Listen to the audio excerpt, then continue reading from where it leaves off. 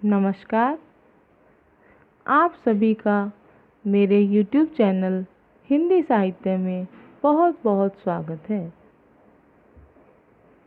आज मैं आपके सामने सूर्यकांत त्रिपाठी निराला जी द्वारा रचित तुलसीदास काव्य की पंक्तियां लेकर प्रस्तुत हुई हूँ। ये आगे की पंक्तियां हैं जिनमें निराला जी ने तुलसीदास जी की जो मन की स्थितियां थी, यानी जो उनकी मनोवृत्ति थी, वो जो बदल गई थी, तो वो जो परिवर्तित मनोस्थिति का यहाँ चित्रण किया है। और चित्रण करते हुए क्या कहा है? चमकी तब तक तारा नवीन, द्युति नील नील जिसमें विलीन, हो गई भारती रूप क्षीण महिमा अब, आभा भी क्रमशः हुई मंद, निस्तब्ध व्योम गति रहित छंद, आनंद रहा मिट गए द्वंद्व बंधन सब।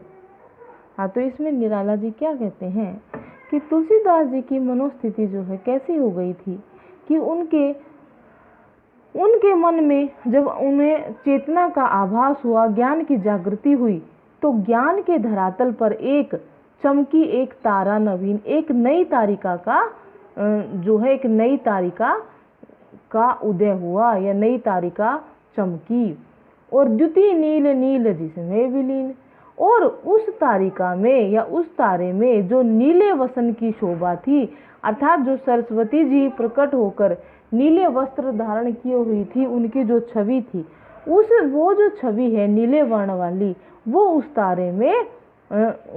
तारे में जो उनकी जो चमक थी वो विलीन हो गई थी। यानी जो सरस्वती जी नीले वर्ण का रूप धारण करके प्रकट हुई थी तुलसीदास जी के सामने, वो उनकी वो जो छवि थी, वो जो चमकती हुई नीले वर्ण की छवि थी, वो विलीन हो गई थी।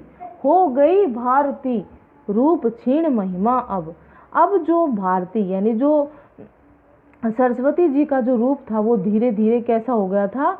रूप क्षीण महिमा, यानी उनके रूप सौंदर्य की जो महिमा थी अब वो क्षीण यानी कि कमजोर होने लगी थी। आभा भी क्रमशः हुई मंद, और जो आभा यानी उनकी जो चमक थी वो भी धीरे धीरे मंद होती जा रही थी, क्योंकि वो तो विलीन हो गई थी। सरस्वती जी तो प्रकट होकर चली गई थी, फिर से विलीन हो गई थी अपने रूप में। निस्तब्ध व्योम गति रहित छंद, ऐसा लग रहा था मानो कि व्योम गति यानी आकाश की जो गति है वो निस्तब्ध यानी शांत हो गई थी, यानी आकाश में जिस तरह से कोई हलचल नहीं हो रही थी, इस तरह से ऐसा लगा मानो वहां भी कोई हलचल नहीं हो रही। और रहित छंद, और जो ऐसा, और ये कवि की कल्पना है कि जिस तरह से कोई पद की आप रचना करते हो और उसमें आप छंद को नहीं डालते हो, यानी बिना छंद के किसी पद की रचना की जाए तो उस समय वो पद आपको पढ़कर कैसा अनुभव होता है, उसी तरह की ये बात बताई गई है कि सारा आकाश की जो गति थी वो शांत हो गई, और बिना छंद के जो पद की रचना होती है वो इस तरह से वहाँ की स्थिति हो गई, वहाँ का वातावरण हो गया। आनंद रहा मिट गए द्वंद्व बंधन सब। अब वो कहते हैं निराला जी कि ऐसी स्थिति उत्पन्न होने पर जब चारों ओर शांति छा गई और उनका मन का जो अंधकार था, जो जड़ बुद्धि थी वो नष्ट हो गई, तो चारों ओर आनंद ही आनंद छा गया, और सारे द्वेष और द्वंद्व और सारे मोह माया के जो बंधन थे वो मिट गए, अर्थात समाप्त हो गए। आगे की पंक्तियों में देखेंगे, थे मूंदे नयन ज्ञान उन्मिलित, कली में सौरभ जो चित में स्थित, अपनी असीमता में अवसित प्राणाशय, जिस कलिका में कभी रहा बंद, वह आज उसी में खुली मंद, भारतीय रूप में सुरभि छंद निष्प्रश। प्रस्तुत अवतरण कवि निराला जी द्वारा रचित तुलसीदास काव्य से लिया गया है।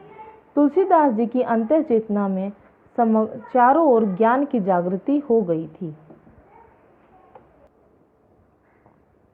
तो इन पंक्तियों में निराला जी क्या बताते हैं? थे मूंदे नयन ज्ञान उन्मिलित। तो तुलसीदास जी की आंखें जो हैं मूंदे नयन, यानी उन्होंने अपने नयनों को मूंद लिया था, यानी वो ध्यान मग्न हो गए थे, और ज्ञान उन्मिलित और जब उनकी ज्ञान की जो आंखें जो हैं वो खुल गई थी, यानी उनके जो नेत्र थे, जो हमारी इंद्रियां हैं, ये हमारे नेत्र जो हैं ये तो उनके बंद हो गए थे और उनकी ज्ञान के नेत्र खुल गए थे, अर्थात उनके दिव्य चक्षु खुल गए थे। कली में सौरभ जो चित्त में स्थित। अब ये बताया गया है कि जिस तरह से तुलसीदास जी के चित्त में, यानी उनके मन में पहले से ही स्थित था क्या, ज्ञान, संस्कार और मर्यादाएं, सब चीज़ों का उन्हें ज्ञान था, लेकिन उन पर जो है सांसारिक वासनाओं का प्रभाव हो गया था। तो उनके चित्त में जो स्थित थी जो ज्ञान की महिमा, वो स्वयं प्रकट हो गई थी। किस तरह से, जैसे कली में सौरभ जो, जिस तरह से कली में जो खुशबू होती है, जो सुगंध होती है, एक फूल की जो कली में जो सुगंध होती है वो उसके भीतर ही होती है, लेकिन जैसे ही वो खिलती है तो उसकी सुगंध जो है हवा के साथ प्रवाहित हो जाती है। उसी तरह से तुलसीदास जी के मन के भीतर जो ज्ञान था वो उनकी ज्ञान रूपी चक्षु खुलने के बाद उत्पन्न हो गया। अपनी असीमता में अवस्थित प्राण से। अब तुलसीदास जी के जो ज्ञान की असीमता थी, यानी उनके अंदर जो, उनके भीतर जो असीम ज्ञान भरा हुआ था, वो अपने ही प्राणों में लेकर वो अवस्थित यानी कि स्थित हो गए, यानी कि अब वो ठहर गए।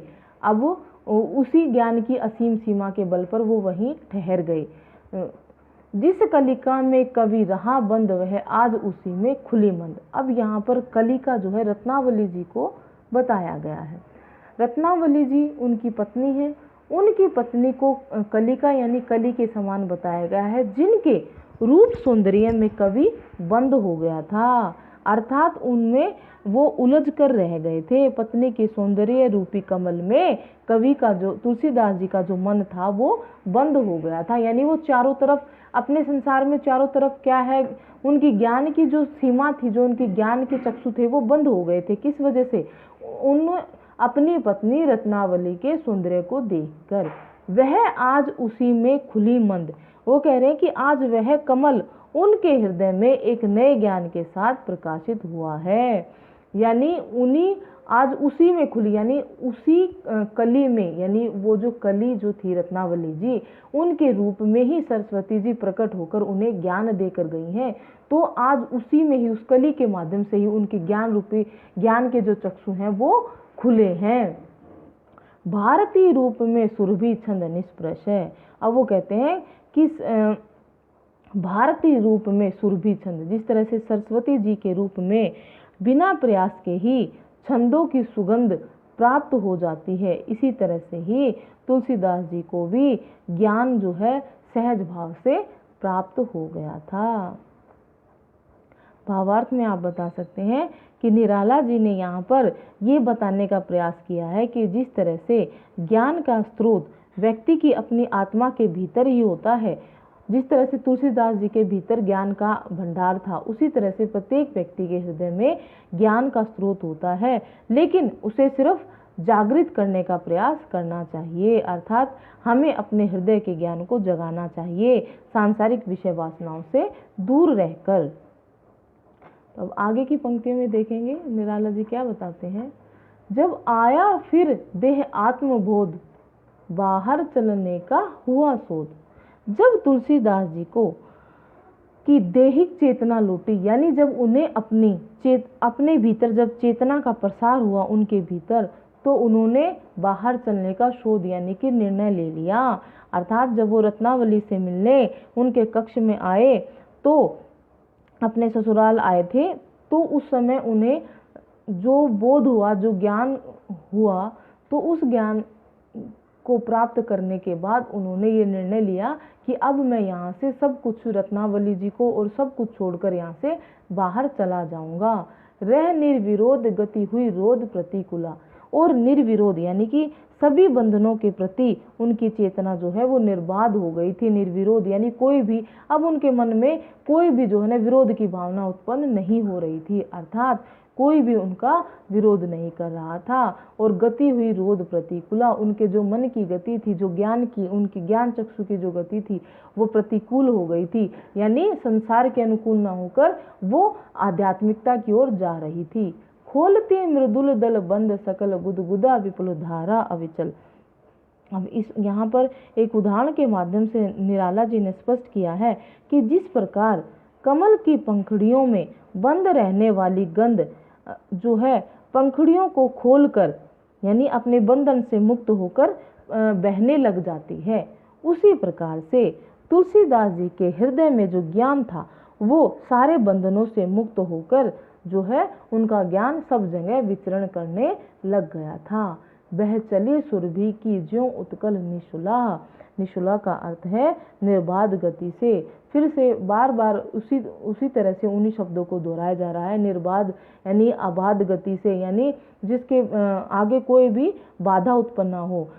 तो यही बात बताई गई है कि वह चली सुरभि, यानी जिस तरह से सुरभि यानी जो सुगंध जो है वो कली के भीतर से जो निकल कर हवा के साथ प्रवाहित हो जाती है, उसी तरह से निशुला निर्बाध उनका जो हृदय का ज्ञान था वो निर्बाध गति से संपूर्ण वातावरण में फैल गया। अर्थात उनके हृदय के भीतर ज्ञान की लहरें जो उत्पन्न हो रही थी वो उस वातावरण में, उनके जो बाहरी वातावरण था उसमें भी फैल रही थी। उसके बाद निराला जी बताते हैं, बाजी बहती लहरें कल कल जागे भावाकुल शब्द उच्छल। अब निराला जी फिर से एक और उदाहरण दे रहे हैं कि जिस तरह से नदी और सागर में लहरें उठती हैं और वो लहरें कैसे शब्द यानी कैसे ध्वनि करती हैं, कल कल की ध्वनि करती हैं। तो नदी और सागर की लहरें कल कल की जो ध्वनि करती हैं, कल कल की ध्वनि करती हुई बजती हैं, वैसे ही तुलसीदास जी के हृदय में ज्ञान और चेतना की लहरें कल कल की ध्वनि करती हुई जो है बह रही थी। क्या? तुलसीदास जी के हृदय में ज्ञान की लहरें कल कल की ध्वनि करती हुई लहरा रही थी, यानी भावनाओं ने शब्दों का रूप धारण करके जो है वो शब्द उछल रहे थे।